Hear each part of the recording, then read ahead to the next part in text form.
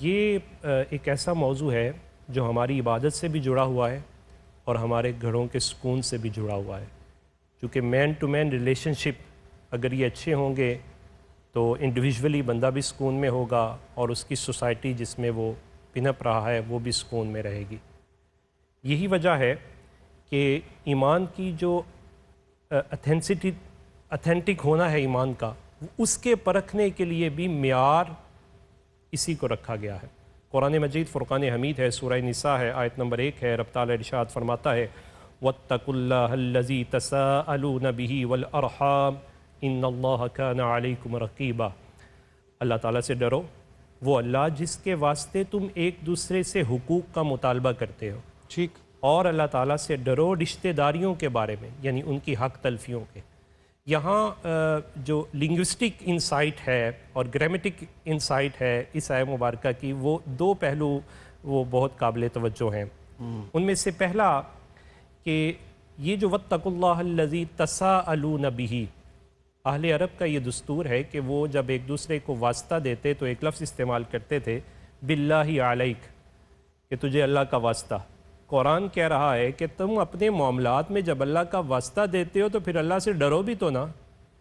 اور دوسرا پہلو ہے والارحام، یہ رحم کی جمع ہے اور قرابت کے معنی میں ہے۔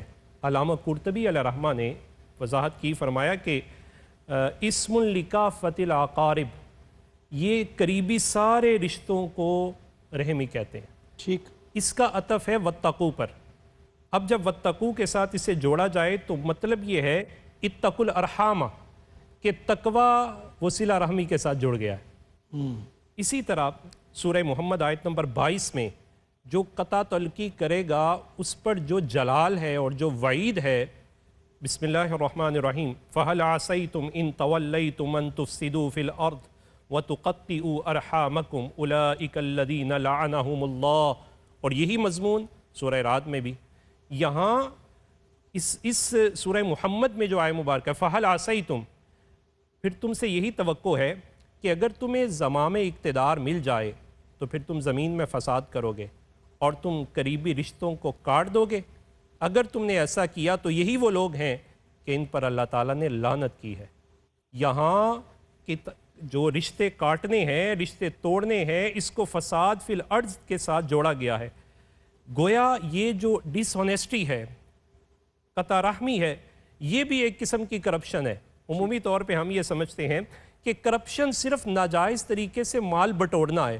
یقین کیجئے قرآن مجید فرقان حمید نے دلوں میں اترتی بات کی کہ بھائی دل کو توڑنا بھی کرپشن ہے، البتہ یہ سوشل کرپشن ہے۔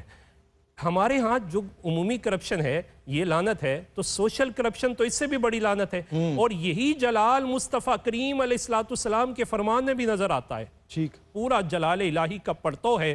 جانے دو عالم صلی اللہ علیہ وسلم فرماتے ہیں لا يدخل الجنت قاطع رحم، جو رشتوں کو توڑتا ہے وہ تو جنت میں ہی داخل نہیں ہوگا۔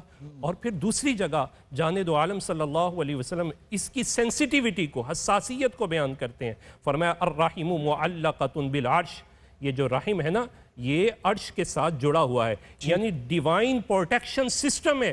اگر تم نے اس کے ساتھ جڑ گئے تو بچ جاؤ گے، ورنہ تمہارے لیے وارننگ ہے، تم اللہ کی رحمت سے کٹ جاؤ گے۔ کیا کرتا ہے یہ؟ تقول الا من وصلنی وصلہ اللہ ومن قطعنی قطعہ اللہ، سنو سنو، جس نے مجھے ملایا اسے اللہ ملائے گا، اور جس نے مجھے کاٹا اسے اللہ تعالیٰ کاٹ دے گا۔ رحم عرش سے جڑا ہوا ہے، عرش پہ اسے توڑنا نہیں چاہیے۔